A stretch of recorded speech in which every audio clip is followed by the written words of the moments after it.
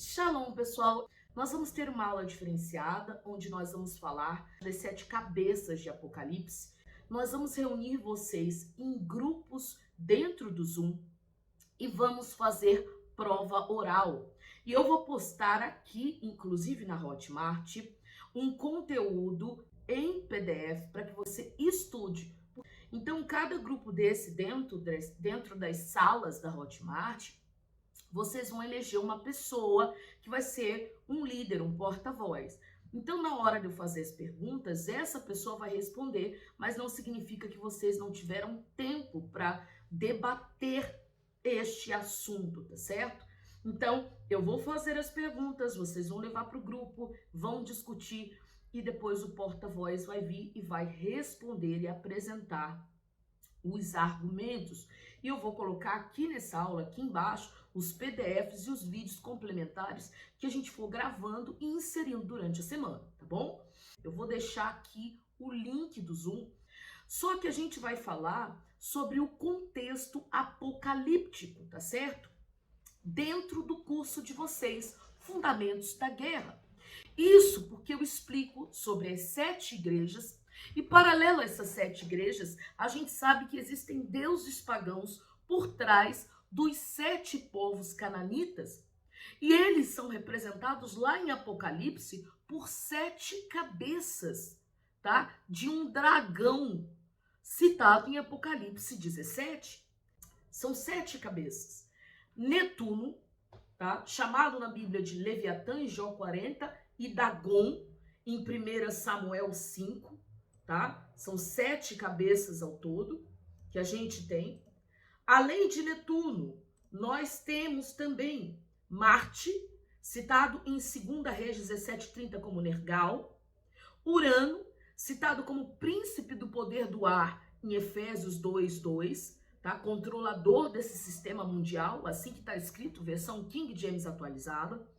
Saturno, chamado em Levítico 18:21 de Moloque. Júpiter, chamado em Isaías 46:1 de Marduk. Vênus, chamada em 1 Reis 18:19 de Astarte, né? O Astarote. Mercúrio, chamado de Gad Meni, deus da fortuna e do destino, tá? Em Isaías 65:11. Cada um deles tem um papel fundamental no fim dos tempos. Eu quero que você estude sobre isso essa semana, tá? Netuno, ontem o que eu expliquei? Ele vai cuidar da multiplicação, ele vai ser o responsável, dentre outras coisas, mas o papel fundamental deles dentro dessas 7 cabeças, tá? Que são 7 tronos ali, porque cada uma dessas cabeças tem uma coroa. Isso representa um trono maligno, né? Então, Netuno, ele é responsável por multiplicar a iniquidade. Então, pela iniquidade aumentar, assim como nos tempos de Noé, o amor se esfria. As pessoas ficam extremamente frias, né? O trono de Leviatã. Por quê? O orgulho é o princípio da queda. Sendo o orgulho o princípio da queda, gente, a iniquidade, temos pecado, tá? Transgressão e iniquidade. O pecado, a própria palavra diz, a origem da palavra pecado significa a pessoa que errou o alvo, ou seja, às vezes ela acaba errando sem querer. Salmo 19:12 diz assim: Senhor, me perdoa até dos pecados que eu nem sei que eu cometo. A transgressão é quando você sabe que está errado, mas você está lutando contra o pecado. Mas infelizmente ainda você faz. Em Salmo 51 fala, olha, bendita aquelas pessoas que têm as transgressões apagadas, ou seja, aquela pessoa que está se livrando aí de um vício de masturbação e acaba caindo, mas está se levantando, buscando em Deus e se corrigindo. Isso é uma transgressão. Ele já foi convencido que é pecado, que é errado, e continua fazendo, mas está seguindo para um ponto que daqui a pouco ele não vai fazer mais. Isso é o que? Uma transgressão. Iniquidade é quando a pessoa sabe que é pecado e ela faz mesmo por prazer, tá? Ou então por total falta de consciência, pela apostasia da fé, ela sabe que é pecado. Então, a Bíblia chama o anticristo, o diabo, de o iníquo, tá? Porque ele, pela sua iniquidade, pela sua multidão de pecados, ele caiu.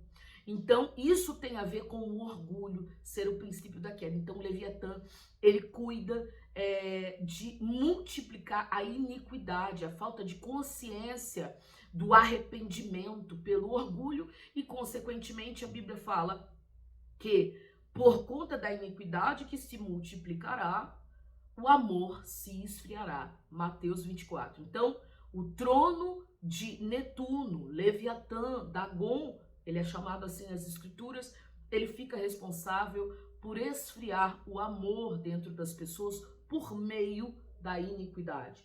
Depois a gente tem Urano, chamado de príncipe do poder do ar, desse sistema mundial que hoje antes vocês andavam, mas agora não andam mais. Efésios 2:2, versão King James atualizada. Ele é o responsável por trazer o sistema único e centralizador de poder. Apocalipse 17:9. Na verdade, aquele sistema único representa uma besta de 7 cabeças. Aquilo ali já é o próprio sistema em que a mulher está assentada. Marte, ele trabalha na articulação da guerra, guerras e rumores de guerra, né? A Bíblia fala lá em Apocalipse 12, de 12 a 13, que a besta que sai do mar, depois ela tem a boca de um leão. O que é isso? Se você olhar na Bíblia, Marte, ele é chamado de Nergal, tá? E Nergal, ele é o deus da guerra, tá? E ele tem uma face de leão. O que isso representa, gente? Representa aí que ele vai trazer esse engano, tá? O leão representa espírito de profecia também. Então, representa autoridade, representa liderança. Ele vai trazer isso pelo engano. Então, o espírito de engano, para que as pessoas, a Bíblia fala lá em 2 Tessalonicenses, né? Que ele vai trazer o espírito de engano para os que perecem, porque eles não acreditaram na verdade, então acreditarão na mentira. Quem é o responsável por isso no fim dos tempos dessas 7 cabeças? Marte. São 7, né? Então eles estão se dividindo para cada um trazer algo, né? Para a Terra. Outro, em segundo lugar, Marte, que é Nergal na Bíblia, ele também estará responsável por implantar guerras e rumores de guerra, também trazer pavor e terror das pessoas. As pandemias, né? Essa comunicação que traz o medo, olha, as pessoas estão morrendo, olha o que está acontecendo, né? Esses ataques nas escolas, o que é isso? É um espírito do medo que causa pânico, pavor, desespero. Ele é responsável por instaurar o terror e a falta de ordem. Para quê? Para que se instaure um governo mundial, tá? E aí, com esse governo mundial, ele consiga ali levantar, né, por trás do anticristo está essas 7 cabeças, levantar um anticristo como o salvador do mundo, que vai vir trazendo aí a paz e segurança mundial. A falsa paz. Mercúrio, chamado na Bíblia de Gad-Meni, e também como Hermes, em Atos 14:12. Ele é responsável pela implantação da moeda única. Ninguém compra e nem vende sem a marca. Ele também, por ser chamado no mundo aí como o deus do comércio, do dinheiro, do destino, né? Pelo mundo, a Bíblia mesmo fala, Deus da fortuna e do destino, em Isaías 65:11. Ali ele está falando sobre o que, pessoal? Ele traz a escassez, riscos, né? Essa desvalorização de algumas moedas em detrimento de outras. Toda guerra monetária, quem está envolvido é Hermes, né? Além do que, ele também traz as pandemias, doenças. Você vê que o caduceu de Hermes que ele segura é o símbolo da farmácia, né? Então tudo isso está extremamente conectado. Júpiter, chamado de Zeus em Atos 14:12 e de Marduk em Isaías 46:1. Ele é o responsável por despertar o espírito de rebelião e apostasia da fé para que o anticristo se manifeste, né? Júpiter, ele é chamado o pai dos outros deuses, ele tem um espírito de liderança rebelde. Então é aquela coisa de o pai da orfandade. O Senhor Deus é o pai dos órfãos, enquanto Zeus, ele é o pai da orfandade, né?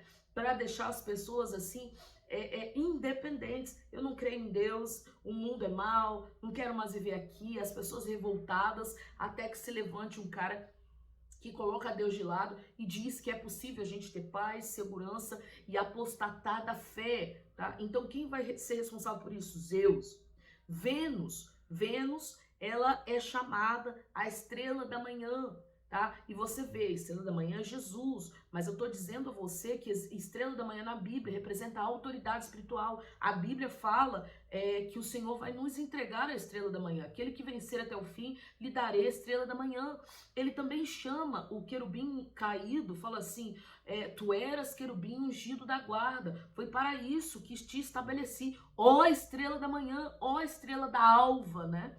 Então, o que significa isso, pessoal? Significa um principado, um príncipe que tem o domínio, né, da área leste, vamos colocar assim, tá? Porque o Senhor, na Bíblia, o leste, o vento leste, traz consigo um vento de domínio, de autoridade. O Senhor, ele vem do leste, tá? Ele vem do leste para o oeste, como um relâmpago que sai do ocidente, do oriente e vai até o ocidente, né? Oriente é leste, ocidente é oeste, do leste ao oeste. Assim será a vinda do Filho do Homem. Então o Senhor vem pelo leste, tá? Caim, quando se rebelou, foi para onde? Ele foi em direção ao leste do Jardim do Éden, né? Andarilho, mas foi em direção a leste. Qual a direção que Ló, sobrinho de Abraão, foi quando ele escolheu Sodoma e Gomorra? Em direção a leste. Então, são pessoas rebeldes que vão para tomar o domínio à força, tá? Então, dentro desse contexto, vem Vênus trazendo o quê? A corrupção sexual, a mídia, o entretenimento, o ataque à genética pelos alimentos, né? Por exemplo, tudo que envolve uma tríade maligna. Ela trabalha em 3 frentes malignas, né? Envolvendo a carne: sexo, bebida e comida, né? Então são essas 3 frentes que ela atua. Então, por conta disso, entretenimento, as pessoas estão viciadas. Então, tudo que é vício, né, tanto de comida quanto de bebida, que ela traz, está preparando o corpo das pessoas, a mente das pessoas, para que elas recebam o anticristo. Então, essa comida contaminada, tem uma das igrejas que inclusive fala, olha, você tolera Jezebel e está comendo comida contaminada, né? Então ela está preparando tudo isso, né? E é por isso que no tempo do fim, a gente não pode esquecer de orar pela comida que a gente come, porque tudo que vem para nós tem segundas intenções. Nós precisamos redobrar a atenção. Quem tem ouvidos, ouça o que o Espírito diz às igrejas. Vem também a ridicularização daqueles que se levantam para apontar a verdade. Porque Vênus, ela carrega consigo uma das tríades das rainhas do céu é ela. Então, ela traz consigo, tá, o espírito que vai agir contra os profetas verdadeiros. Então, ela ridiculariza pela mídia aqueles que trazem a verdade. Então, quando você vai falar, por exemplo, que Marte está na Bíblia e que a Bíblia chama de Nergal, ela vai trazer, por exemplo, um filme com o deus da guerra. E aí você vai falar, não, mas esse filme é um super-herói e tal. Quando você vai falar que Mercúrio, na Bíblia, né, Gad-Meni, que também é citado como Hermes, a pessoa fala, que Hermes? É Flash. Tá na Marvel. Então, assim, ela, pela mídia, ridiculariza a verdade. Torna as coisas santas em histórias em quadrinho como se fossem mitos, para que as pessoas não acreditem, tá? E por último vem Saturno. Saturno na Bíblia é chamado de Moloque. Ele vem trazendo a preparação do exército de Nefilins, que existia lá naquela época de Noé, tá certo? Eram Nefilins, eram pessoas com a genética totalmente contaminada. E aí, dentro desse contexto, dessa genética contaminada, pode ser pela robótica, pode ser quimeras. Então, pegar, por exemplo, você vê aquele filme do Capitão América, né? Que eles pegam um homem fraquinho e tal, e que eles injetam algumas coisas e eles transformam aquele homem em super-humanos. A ideia era essa, transformar super-humanos, super-exércitos. Quem está responsável por isso? Moloch, né? Alterando aí o DNA humano para para criar um exército altamente treinado para a destruição, também trazendo mudanças na lei, alterações climáticas. Então, toda mudança da lei que está contra a palavra, quem está por trás disso? Você pode saber que Moloch está por trás de alterações na lei, porque lá na Grécia, Moloch era chamado de Cronos, o deus do tempo. Então, a Bíblia fala, ele cuidará de alterar os tempos e as leis, tá? Então, ele vai atuar nisso também. Alterações climáticas, que muitas das vezes a gente acha que aquela enchente que aconteceu ali, aquele incêndio que aconteceu acolá, que aquilo dali são coisas naturais, são catástrofes naturais, mas de fato não são. Muitos são sobrenaturais e outras são forjados pelo próprio homem, influenciados por esse espírito, pelo espírito de Moloch, né, para trazer a alteração dos tempos. Eu quero que você saiba disso, que você esteja ligado nessas coisas e estude o que eu estou te falando.